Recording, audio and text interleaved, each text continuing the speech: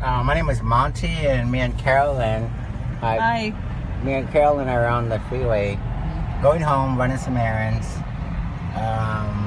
spending some bitcoins. That supposedly useless cryptocurrency that's just a fad that no one uses and no one cares about. I don't think except drug dealers and money launderers. Oh yeah, are we drug dealers or money launderers? Yeah, that's us. Oh, okay, so I guess we fit the profile. We come, yeah. According to the traditional financial institutions, nobody but drug dealers and money launderers and child pornographers use Bitcoin. So I don't know if we fit the profile or not, but according to you guys as slave masters, that's who we are. So anyway, we bought some green tea and some scones with our illicit proceeds from our bitcoins. Anyway, this section, my name is Monty Henry and Carolyn Aranda. Carolyn Aranda. Say it again. Carolyn Aranda. Okay, she knows her name. Yes. Anyway, we are doing the economy stupid number 21 already. Wow. We chime in with the economy stupids every once in a while to remind people not to insult anyone unless you obviously fit the bill, but we try to chime in with these economy stupids every once in a while to let people know that there's some bigger trends going on, certain things with the economy. It's growing or not, people are finding jobs or not, credit is tight or not, and we just try to use the facts to make the case that if your economic model isn't benefiting you, then don't be stupid. Realize what you're up against and get out of it. Maybe check out the crypto sphere and realize you gotta get yourself away from the slave masters. Right, Carolyn? Yeah, get away from the banks, the mainstream people who are taking all your money. Right. If you find that that your checking accounts are getting monitored and closed down, and discount fees are high. I'm not even sure whether or not my audio is coming through.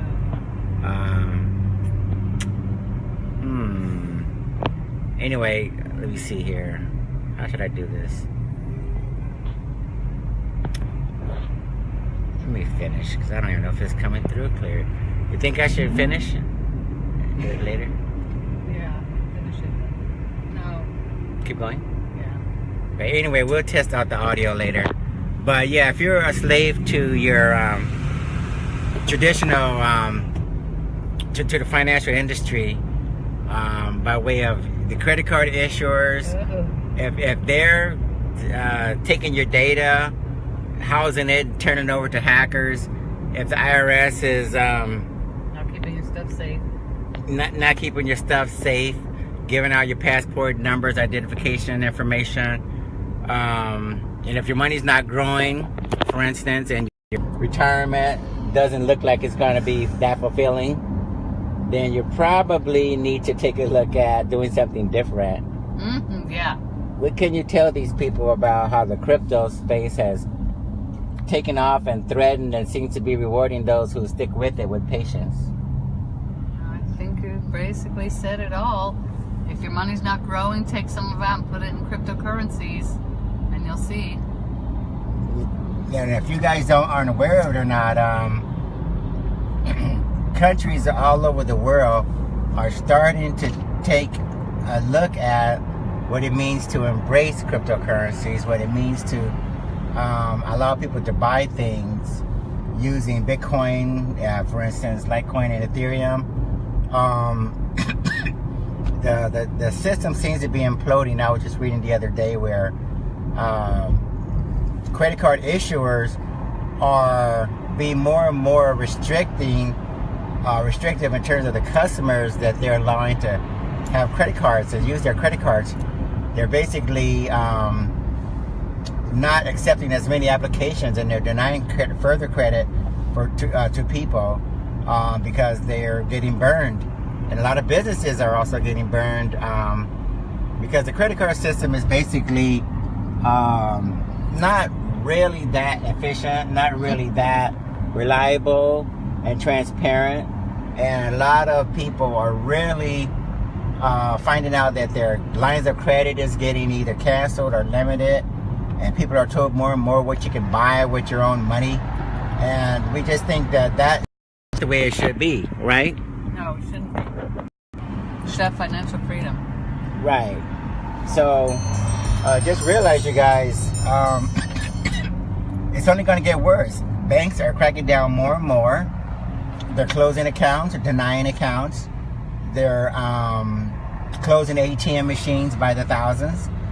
A lot of businesses are suffering massive delinquencies on the credit card debt because people are abusing the credit card system, and the system is so inefficient that they can't tell real people from fake people. Because there was just a story whereby people were opening up accounts where they found a social security number. The criminals are getting social security numbers from children, dead people, animals, you name it, and they're getting credit in everyone else's name. They're making up these accounts, and they're going out there and they're buying all sorts of things. So this is just an example of the incompetence associated with the credit card industry. They have no idea how to tell a real account from a fake one. You got some dead people whose accounts are being abused. You got some live people who are told that they're dead, and they have to go to Experian and TransUnion. Guys, right, Carolyn? That's crazy. You have to prove yourself that you're alive or that you're not dead. Right. They have no idea what they're doing. They're idiots. Right. And like she said, you have to go and prove that you're alive and that you deserve to have your card, your account open. And then for those people who are already dead, we got to find out why there's 5 or 6 credit cards issued for the same people who are dead 20, 30 years or something by now. So anyway, that system is old and antiquated and very inefficient, and you guys need to get away from it as soon as possible because, again, it's acceptable to hackers. That's a big honeypot, what we call a honeypot, when you have tons and tons of data stored on a central server where hackers come and get it anytime they want, find out who you are, what you buy, where you travel, passport numbers. Everything is being hacked into, and it's turned over to 16-year-olds in Yugoslavia or Romania or somewhere. And then you wonder why when you're on your way to travel to Italy or Rome or somewhere, you get pulled over from customs or at the airport, and they have to send you through the 3rd degree or the Spanish Inquisition in order to prove that you are not a crook or a criminal. So as this system crumbles, we just want to let you know, get out while you can, get into cryptocurrencies, get some Bitcoin, get your Shift card, get your BitPay card, get whichever of these cards that you need to get. Right, Carolyn? Yeah, we have both of them. Right, we have both of them. And we travel all over the world using our cryptocurrencies and all over the United States. And it's affording us a lifestyle that goes way beyond what you typically would get with traditional fiat, the economic system, the fiat system. Carolyn? Yes.